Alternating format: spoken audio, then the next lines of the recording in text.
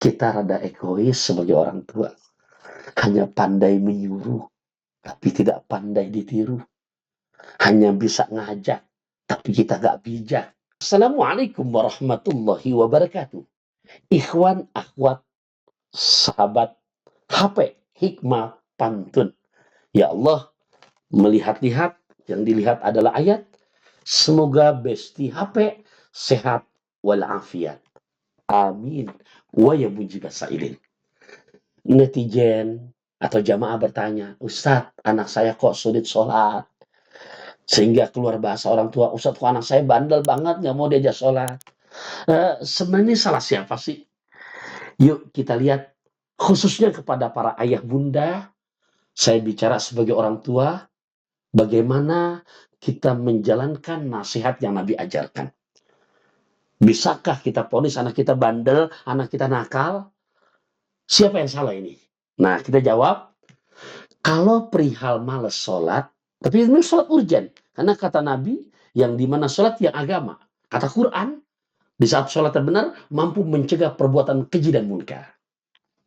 Satu hadis yang maknanya saya ingin sampaikan, hai Taufikur Rahman, hai para ayahanda, wahai para bunda, perintahkan anak-anak kamu sholat di usia 7 tahun. Dan kata Nabi, pukullah di saat usia 10 tahun. Mungkin kedengaran anak-anak Gen Z sekarang, serem banget ya ajaran Islam. Pukul. Wahai para ananda, jangan begitu kita melihatnya. Yuk kita lihat, kita kulik secara bahasan parenting, bagaimana teori pendidikan Rasulullah SAW dalam mengajarkan anak untuk berbuat baik ke depannya dengan segala akwal. Nabi nyuruh anak kita sholat umur 7 tahun. Ayahanda, ibunda, pernah nggak berpikir begini? Berarti kalau sholat sehari semalam 5 waktu, lantas disuruh umur 7 tahun, sampai umur 10 tahun disuruh pukul kalau nggak mau sholat. Sementara kalau sehari semalam 5 waktu, dan setahun Allah kasih waktu kita sebanyak 365 hari. Sudahkah kita menghitung 5 kali 365 hari, berapakah jumlahnya? Maka jumlahnya adalah 1825 kali. Berarti saya sebagai orang tua, ayahanda, ibunda, mempunyai kewajiban mengajak anak sholat selama setahun, umur 7-8 tahun, sebanyak 1825 kali. Karena Nabi menyebutkan dalam sabdanya adalah 7-10 tahun, berarti 3 tahun. Kita kali 1825 kali 3 tahun. Jawabannya 5475 kali. Sudah belum? Kita ajak anak kita sholat bersama kita sebanyak 5475 kali.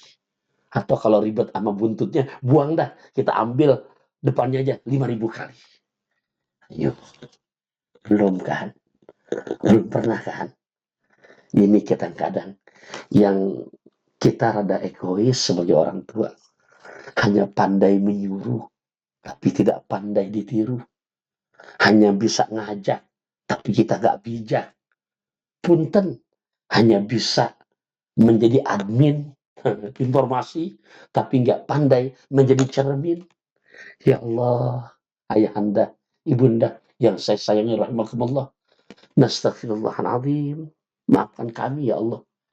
Ternyata teori pendidikan Rasulullah SAW kalau kita pakai, berarti ayahanda, ibunda, bayangkan, wahai para ananda juga yang diajak, kalau anak kita dari umur 7 tahun udah dibiasain sholat, berarti sebanyak 5000 kali di saat usia 10 tahun, kayaknya nggak mungkin deh tangan harus mukul anak. Karena otomatis sudah terbiasa. Dan gerakan sholat ini harus dibiasakan. Duduk aja kan ada iftiros. Begitu modelnya. Ada tahiyat akhir, ada tawarruk. Ini perlu biasa. Kalau udah nggak dibiasain dari kecil, lantas begitu akil balik, langsung disuruh sholat praktek. Na'udzubillah min dzalik. Berat. Nabi mengajarkan kepada kita, teori pendidikan yang luar biasa. Lewat kajian singkat di Hikmah Pantun ini, buat kita sebagai orang tua, betul-betul menjadi renungan yang luar biasa.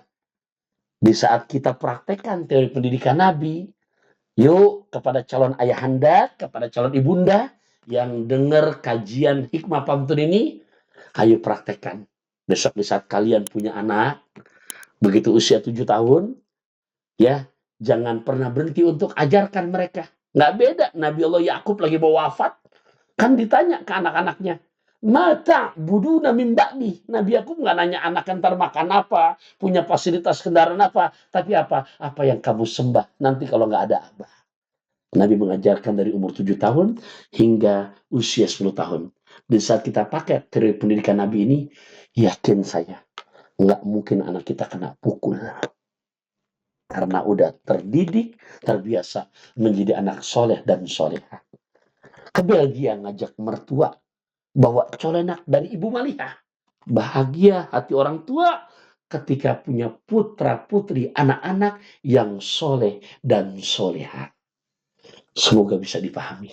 Akhirul kalam, wassalamualaikum warahmatullahi wabarakatuh.